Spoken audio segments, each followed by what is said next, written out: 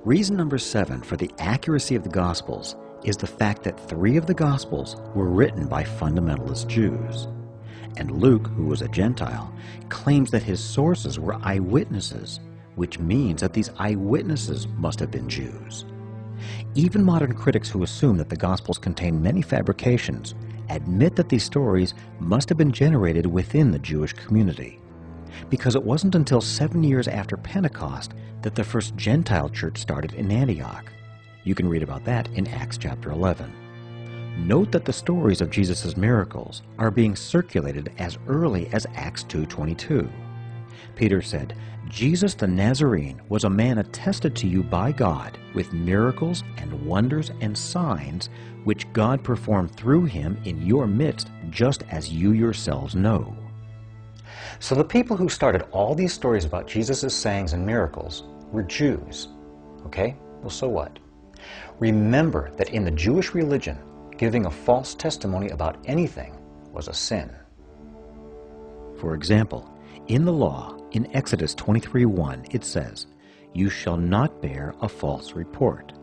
Also, Proverbs 19:5 says, "A false witness will not go unpunished, and he who tells lies will not escape."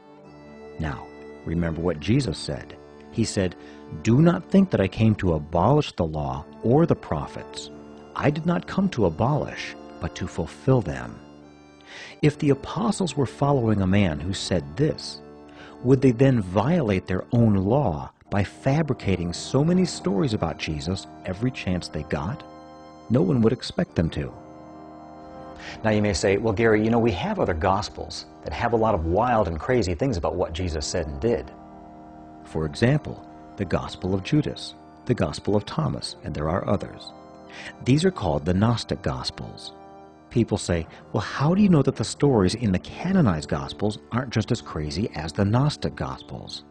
Well, you have to look at the difference between the canonized Gospels and the Gnostic Gospels. 3 of the Gospels in the New Testament were written by first-century Jews. Even Luke's Gospel was written after he compiled the testimony of first-century Jews. All of the Gnostic Gospels were written by 2nd and 3rd century Gentiles. The only Gospels that exist today where we are sure that the authors were Jews are all included in the New Testament. In other words, you can trust Gospels that were written by first-century Jews. You can't necessarily trust 2nd and 3rd century Gospels that were written by Gentiles. That's why you can trust the Gospels of the Bible. They were written by Jews or from the direct testimony of Jews. Some people claim that certain aspects of Jesus' life are copied from the myths of several pagan deities who were worshipped in various cultures before the birth of Christ. But take note, these claims don't actually come from scholars, but from amateur skeptics. The reason is they are false, and they are very easy to disprove. Because all you have to do is go back to the ancient documents for yourself, and you will find that none of these claims are supported in the actual historic record.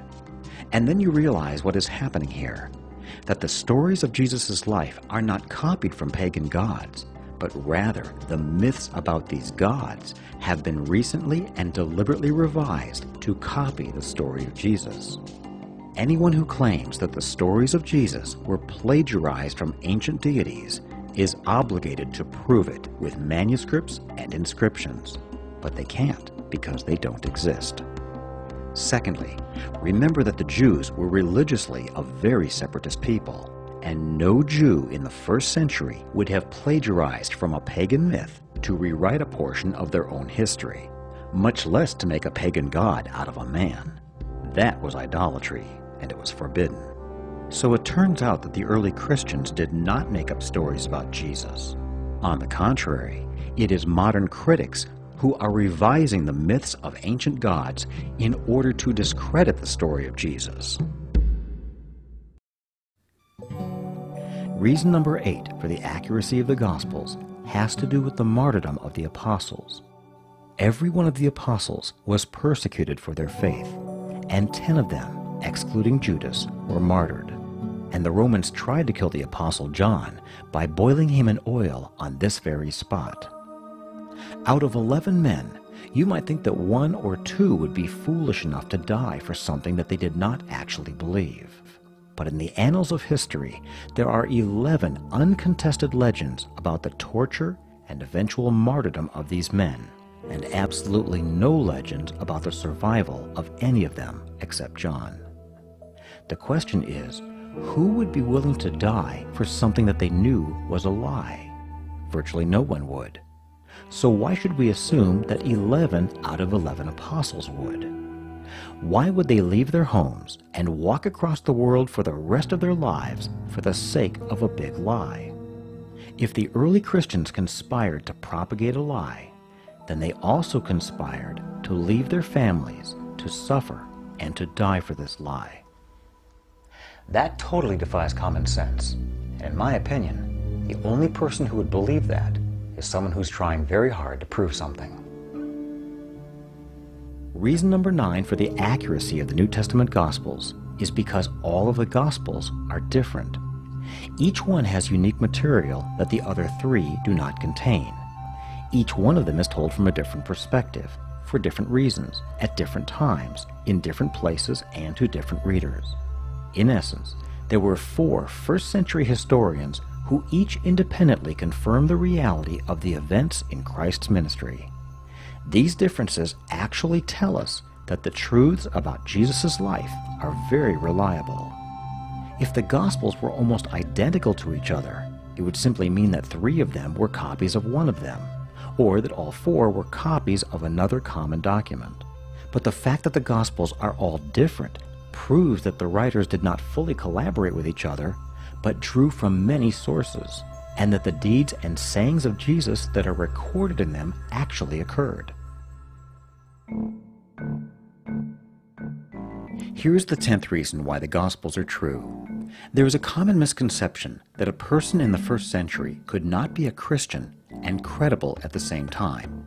This argument would have you believe that a person cannot be 2 things simultaneously. It would be like saying that a history professor can't be objective because he's a Baptist.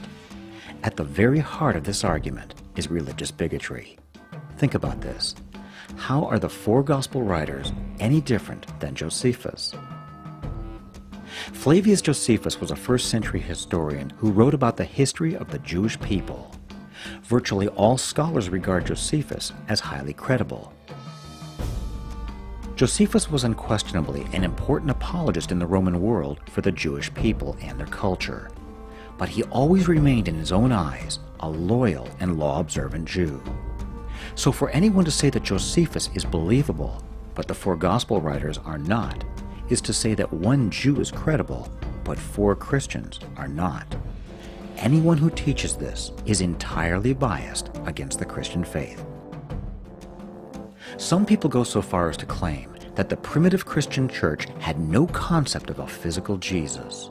However, we should not consider these claims to be the product of serious scholarship, since the 3 most prominent apostles, Peter, Paul, and John, all say a total of 9 times that Jesus came in the flesh. Luke 24:39 even quotes Jesus as saying that he has flesh and bones. 2 of the Gospels, Matthew and Luke, contain human genealogies of Jesus with real historical people in them. Not one founder of any ancient religion or mythological figure has a documented genealogy. Jesus does. And the 4 Gospel writers all record the life of Jesus as a person who was physically born, went through a process of physical maturity, ate and drank, perspired, breathed, slept, was tired, experienced pain, cried, bled, and died a physical death. In all 4 Gospels, there are instances recorded in which people made physical contact with him. Any commentator who tells you that the Gospel writers were basically good people who invented this mythological Jesus in order to sell people on a new religion has a problem. By telling you that the Gospel writers had no concept of a physical Jesus, they are presuming that you have never read the Gospels, because the lightest reading of the Gospels will reveal a story about a physical Jesus. If Jesus did not exist, or if these stories were made up about a man named Jesus, then the people who wrote the Gospels were not basically good people. they were bold-faced liars, because there is too much physical reality told in the Gospels. But if the Gospels are a lie, it's not just 4 men who would be liars. To begin, it would be the 12 apostles, who were there on the scene, who would have all decided to invent and propagate this lie. And Jesus had a mother and brothers who were also there, so they would be culpable. Then there were also 5 other New Testament writers, and they would have been liars too. And then there were all of Luke's sources who would have been lying, and all the people who knew this man Jesus, who would have deliberately lied when they spread the gospel orally. And then there was everyone who knew Jesus, who read the Gospels, who would have deliberately deceived everyone by confirming them to be true and copying them for distribution. Thousands of people who lived at that time, who were actual eyewitnesses, would have had to have been liars. Well, that didn't happen, because it totally defies common sense. There are too many witnesses in the first century, too much evidence that what is written in the Gospels is actually true. A true scientist is going to constantly keep an open mind, with the possibility that any presentation of the evidence could dramatically alter their long-standing conclusions. A true scientist comes to the facts with nothing to prove, no positions to protect, and they will follow the truth no matter where it leads. However, even among scientists, it's very rare to find such objectivity. This is because research is often combined with pride, ego, cultural bias, or someone's traditional belief system. In other words, it's just easier to believe what we've always believed and then seek out a community that will support that belief. Can someone be a follower of Christ and yet be an objective historian? I believe you're looking at that person. In my career, I've attempted to be a faithful student of the teachings of Christ with the objective of maintaining absolute historic accuracy.